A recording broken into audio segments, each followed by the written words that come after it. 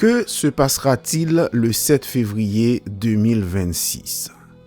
Ces jours-ci, il y a de l'excitation dans l'air, une accélération.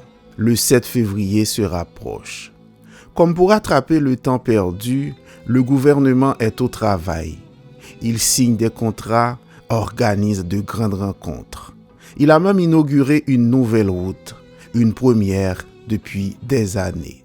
La police nationale d'Haïti est à l'offensive. Tout le monde en parle. Les déploiements sont visibles. Les actions filmées. Les résultats parlent plus qu'avant.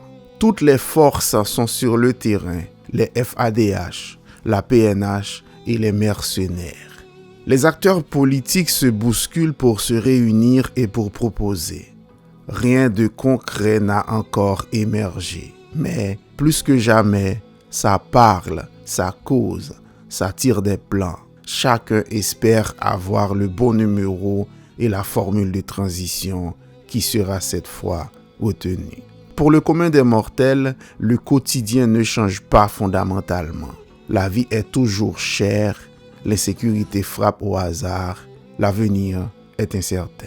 Et pourtant, il y a une excitation dans l'air, une accélération. Le 7 février approche.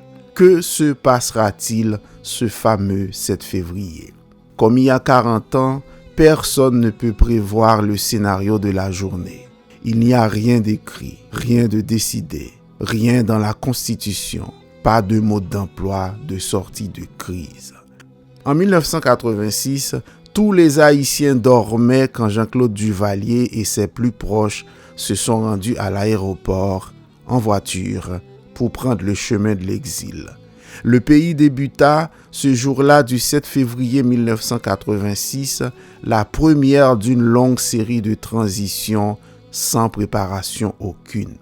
Depuis, c'est comme si le pays et ses acteurs politiques se sont passé le mot. Il ne faut rien planifier, rien prévoir. Chaque transition est une boîte à surprises que nous ouvrons avec crainte et enthousiasme et qui finit par nous laisser amers. Entre boîte de Pandore, boîte de La Mayotte et boîte vide, l'histoire s'écrit malgré nous, pour nous. Que se passera-t-il le 7 février 2026? Le seul accord d'actualité, celui du 3 avril 2024, va entrer dans la tombe au cimetière des occasions ratées, gaspillées. Comme d'habitude, il y aura des funérailles sans autopsie préalable du cadavre de l'échec des parties prenantes et des bons offices qui accompagnent nos acteurs politiques et de la société civile sur le chemin du pire depuis des années. C'était un éditorial de Franz Duval publié dans les colonnes du journal Le Nouvelliste le 14 janvier 2025. Que se passera-t-il le 7 février 2026?